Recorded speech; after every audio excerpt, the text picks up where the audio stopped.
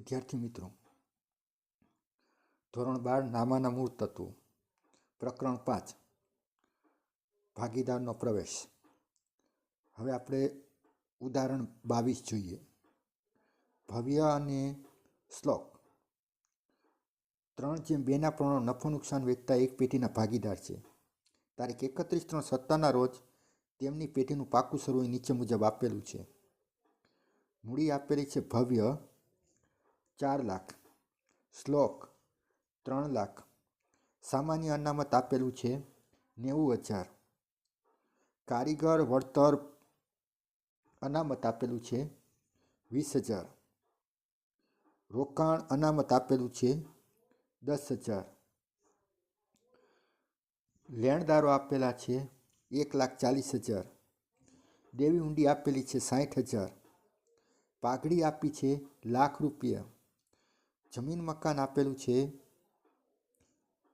3,50,000, યંત્રો આપેલા છે 2 લાખ, સ્ટોક આપેલો છે 1,80,000, દેવાદારો આપેલા છે 1,20,000 માઇનસ ઘાલખાદ અનામત 10,000, બારે 1,10,000, રોકાણો આપેલા છે 20,000ના, રોકડ અને બેંક સિલક આપી છે 50,000, જાહેરાત તો ઝુંબેશ ખર્ચ આપેલો છે 10,000,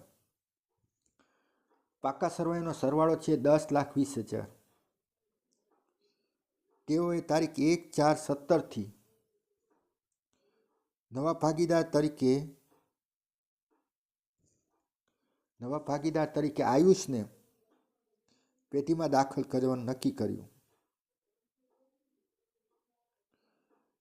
નંબર 1, નીચેની શરતોએ એમને દાખલ કર્યો છે. આયુષ ₹5 લાખ મૂડી તરીકે અને 1 લાખ રૂપિયા પાઘડી તરીકે રોકડમાં લાવશે. નંબર 2, જમીન મકાનની કિંમત 80,000થી વધારવી.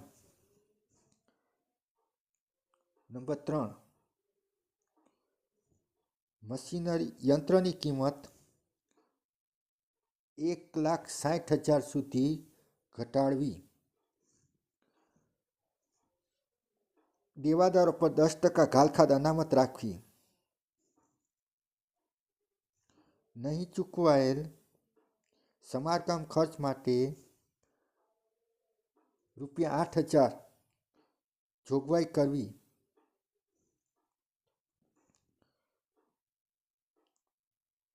ભાગીદારોનું નવું નફા નુકસાનનું પ્રમાણ 2:1:2 રાખવું. ઉપરની વિગતો પરથી આમ નોંધ લખી પુનઃ મૂલ્યાંકન ખાતું, ભાગીદારોના મૂડી ખાતા, રોકડ અને બેંક ખાતું અને પ્રવેશ બાદનું પાકું સરવૈયું તૈયાર કરો. આ આપણો પ્રશ્નની રકમ છે, દાખલાની રકમ છે. હવે આપણે એના ઉપરથી આમ નોંધો લખશું અને જરૂરી ખાતાઓ તૈયાર કરશું. વિદ્યાર્થી મિત્રો, હવે આપણે એની આમ નોંધ કરીએ અને એની ઉપરથી ખતવણી પણ કરતા જઈએ.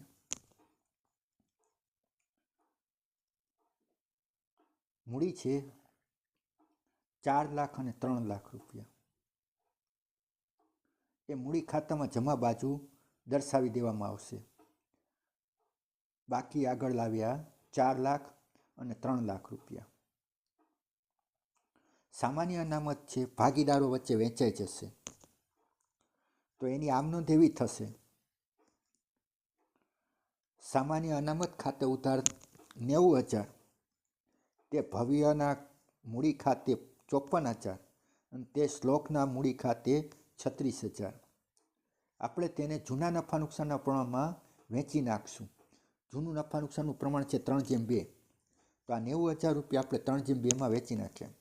હવે આ જે સામાન્ય અનામત છે એ પાકા સરવાળામાં દર્શાવવામાં આવશે નહીં, ભાગીદારોના મૂડી ખાતામાં જમા બાજુ 54,000 અને 36,000 રૂપિયા આપણે દર્શાવીશું. ત્યાર પછી છે કારીગર અકસ્માત વળતર અનામત 20,000 રૂપિયા. એ પણ આપણે ભાગીદારો વચ્ચે વેચી નાખશું 3:2 પ્રમાણમાં.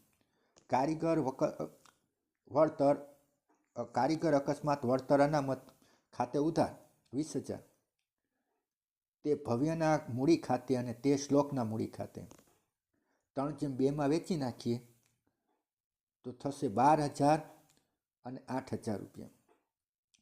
આ પણ એમના મૂડી ખાતામાં જમા બાજુ આપણે દર્શાવી દઈશું 12,000 અને 8,000. હવે અનામત પણ પાકા સરવૈયામાં દર્શાવશું નહીં. ત્યાર પછી આપણને આપેલું છે રોકાણ અનામત 10,000 રૂપિયા. એ પણ ભાગીદારો વચ્ચે 3:2 વેચી નાખીશું. રોકાણ અનામત ખાતે ઉધાર 10,000, તે ભવ્યના મૂડી ખાતે 6,000 અને તે શ્લોકના મૂડી ખાતે 4,000. મૂડી ખાતામાં જમા બાજુ દર્શાવી દઈશું. વિગતના ખાનામાં લખીશું રોકાણ અનામત, રકમના ખાનામાં ભવ્યના ખાનામાં 6,000 અને શ્લોકના ખાનામાં 4,000 જમા બાજુ દર્શાવી દઈશું. ત્યાર પછી જૂની પાઘડી આપેલી છે 1,00,000 રૂપિયા. જૂની પાઘડી ભાગીદારો વચ્ચે જૂના નફા નુકસાનના પ્રમાણમાં માંડી વાળવામાં આવશે. એ પણ આપણે 3:2 માંડી વાળીશું. તો ભવ્યના મૂડી ખાતે ઉધાર 60,000, શ્લોકના મૂડી ખાતે ઉધાર 40,000, તે પાઘડી ખાતે જમા 1,00,000 રૂપિયા. જૂની પાઘડી ભાગીદારોના જૂના નફા નુકસાનના પ્રમાણમાં માંડી વાળી. ભાગીદારોના મૂડી ખાતામાં ઉધાર બાજુ ઉપર લખીશું વિગતના ખાનામાં પાઘડી, ભવ્યના ખાનામાં 60,000 અને શ્લોકના ખાનામાં 40,000 રૂપિયા લખીશું. ત્યાર પછી જાહેરાત ઝુંબેશ ખર્ચ આપેલો છે 10,000 રૂપિયા. એ પણ આપણે 3:2 વેચી નાખીશું. ભવ્યના મૂડી ખાતે ઉધાર 6,000, શ્લોકના મૂડી ખાતે ઉધાર 4, તે જાહેરાત ઝુંબેશ ખર્ચ ખાતે જમા 10,000. કારણ કે તેની ઉધાર બાકી હોય એટલે એને આપણે જમા કરીશું, એટલે એનું ખાતું બંધ થશે અને ભાગીદારોના મૂડી ખાતા ઉધાર થશે. મૂડી ખાતામાં ઉધાર બાજુ જાહેરાત ઝુંબેશ ખર્ચ ખાતે 6,000 અને 4,000 રૂપિયા. ત્યાર પછી આયુષ છે 5,00,000 રૂપિયા મૂડી તરીકે અને 1,00,000 રૂપિયા પાઘડી તરીકે લાવે છે. તો રોકડ ખાતે ઉધાર ₹5,00,000, તે આયુષના મૂડી ખાતે જમા ₹5,00,000. રોકડ ખાતામાં ઉધાર બાજુ આપણે 5,00,000 બતાવીશું અને મૂડી ખાતામાં જમા બાજુ વિગતના ખાનામાં લખીશું રોકડ ખાતે અને 5,00,000 રૂપિયા આયુષના ખાનામાં લખીશું. ત્યાર પછી વિદ્યાર્થી મિત્રો, નવો ભાગીદાર પાઘડીની રકમ 1,00,000 રૂપિયા લાવે છે. એની આમનોંધ થશે રોકડ ખાતે ઉધાર 1,00,000, તે પાઘડીના પ્રીમિયમ ખાતે જમા 1,00,000. રોકડ ખાતાની ઉધાર બાજુ 1,00,000 રૂપિયા બતાવીશું. વિગતના ખાનામાં લખીશું પાઘડીના પ્રીમિયમ ખાતે. ત્યાર પછી આ પાઘડીનું પ્રીમિયમ છે ભાગીદારો વચ્ચે તેમના ત્યાગના પ્રમાણમાં વેચાઈ જશે. તો એમનો ત્યાગ છે એ શોધવો પડશે. તો ત્યાગ બરાબર જૂનું નફા નુકસાનનું પ્રમાણ માઇનસ નવું નફા નુકસાનનું પ્રમાણ. એમનું જૂનું નફા નુકસાનના પ્રમાણમાંથી નવું નફા નુકસાનનું પ્રમાણ બાદ કરીશું તો આપણને 1:1 ત્યાગનું પ્રમાણ મળશે. આ 1:1ના પ્રમાણમાં એટલે કે સરખી છે. એમની વચ્ચે પાઘડી છે એ વેચાઈ જશે.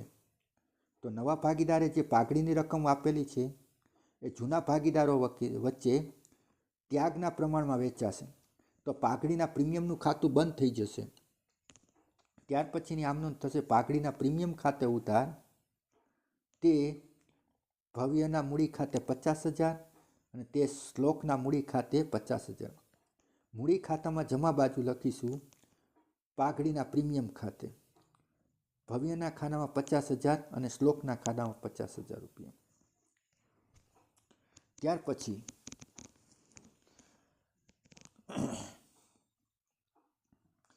આપણે મશીનરી, ઘાલખાદ અનામત અને ચૂકવવાનો બાકી રિપેરિંગ ખર્ચ છે એમના ખાતા છે એ બધાની આપણે ખાતા છે એ ઊભા કરવાના છે.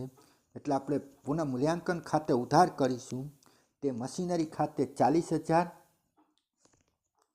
તે ઘાલખાદ અનામત ખાતે 2,000 અને તે ચૂકવવાના બાકી ખર્ચ ખાતે 8,000.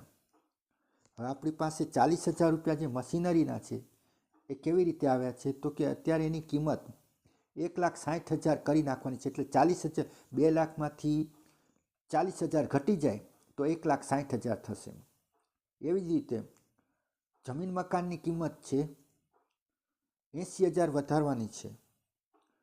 તો જ્યારે એ બધા વધારવામાં આપણે લખીશું. ઘાલખાદ અનામત છે એ 10% રાખવાનું છે. તો આપણી પાસે 1,20,000ના 10% કરીએ તો 12,000 થાય. 10,000 ઘાલખાદ અનામત છે તો 2,000ની વ્યવસ્થા કરવાની છે. તો આ બધા ત્યાર પછી વિદ્યાર્થી મિત્રો, જમીન મકાનની કિંમતમાં 80,000નો વધારો કરવાનો છે. જમીન મકાન ખાતે ઉધાર 80,000, તે પુનઃ મૂલ્યાંકન ખાતે જમા 80,000 રૂપિયા. પાકા સરવાઈમાં જમીન મકાનમાં આપણે વધારો કરી દઈશું. જમીન મકાન આપેલું છે 3,50,000, એની અંદર 80,000 ઉમેરાઈ જશે તો 4,30,000ના થઈ જશે. મશીનરી છે 2 લાખ, એમાંથી 40,000 ઘટી જશે એટલે 1,60,000 થઈ જશે. પછી દેવાદારો છે 1,20,000ના, એમાંથી ઘાલખાદ અનામત 12,000 માઇનસ કરી નાખીશું તો 1,08,000 થઈ જશે. ત્યાર પછી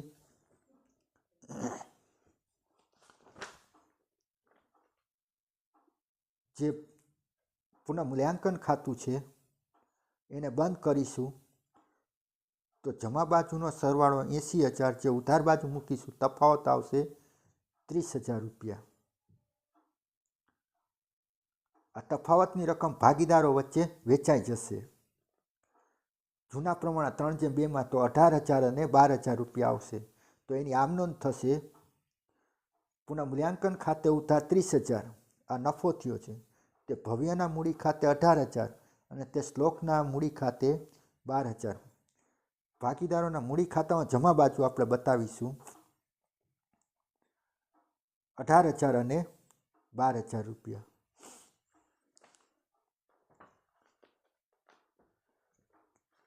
જે આપણે આમનોંધ કરેલી હતી, પુનઃ મૂલ્યાંકન ખાતે ઉધાર 50,000, તે મશીનરી ખાતે, તે ઘાલખાદ અનામત ખાતે, તે ચૂકવણ બાકી ખર્ચ ખાતે, એ આપણે પુનઃ મૂલ્યાંકન ખાતામાં ઉધાર બાજુ બતાવ્યા. અને જમીન મકાનની કિંમત 80,000 વધારી તો એની આમનોંધ આપણે એવી કરી હતી, જમીન મકાન ખાતે ઉધાર, તે પુનઃ મૂલ્યાંકન ખાતે જમા, તો જમા બાજુ 80,000 રૂપિયા બતાવ્યા હતા. ત્યાર પછી હવે આપણે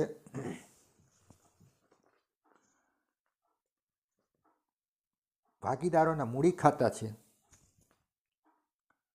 એને બંધ કરીશું. જમા બાજુનો સરવાળો કરીશું, ઉધાર બાજુ મૂકીશું, તફાવત કાઢીશું.